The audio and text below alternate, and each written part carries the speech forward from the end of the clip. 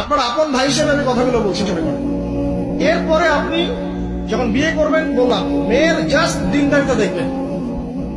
হ্যাঁ, এর উপর যদি সৌন্দর্য থাকে আলহামদুলিল্লাহ, বংশ ভালো হয় আলহামদুলিল্লাহ, মেয়ের অর্থ সম্পদ আছে আলহামদুলিল্লাহ। যদি এগুলোর কোনোটাও না থাকে, দিনদারিতা থাকে, জাস্ট ওটাকে দেখেন, আর কিছু দেখা যাবে, কিছু দেখা যাবে। এরপরে আরেকটা কথা বলতে ভুলে গেছি যে আপনি এই লেভেলে যাওয়ার আগে নিজেও পবিত্র থাকার চেষ্টা করবেন। আপনি নিজে জেনায় যায় না, নিজে পড়নে যায় না, নিজে হারাম অ্যাফেয়ার্সে যায় না। যদি আপনি যান তাহলে আল্লাহ পাক কিন্তু আপনাকে পবিত্র স্ত্রী নাও দিতে পারেন। এটাই আল্লাহ পাকের নীতি যে একজন পবিত্র মানুষ পায়।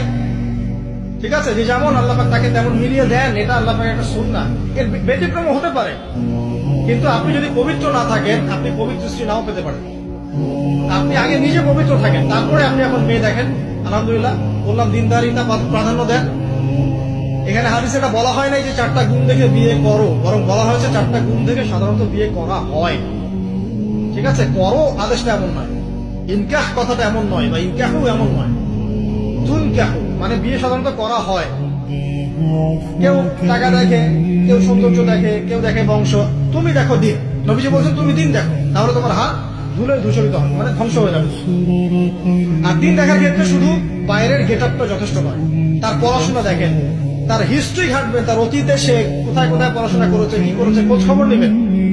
হুট করে তাড়াহুড়া করে কোনো ডিসিশন নিয়ে ফেলবেন, এটা খুব ভুল করে মানুষ। ঠিক আছে, তার হিস্ট্রি ঘাটেন, যে সে কোথায় পড়াশোনা করেছে, কি করেছে না করেছে, তার পরিবারের বায়োডাটা ঘাটেন, তার পরিবারের সদস্যরা কেমন, নামাজ পড়ে কিনা, আর ইসলামের প্রতি কেমন ধারণা পোষণ করে।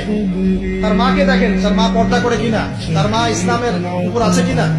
তার নানীকে দেখেন, তার পরিবার বর্গকে দেখেন, তারপর একটা ডিসিশন সহজ হবে।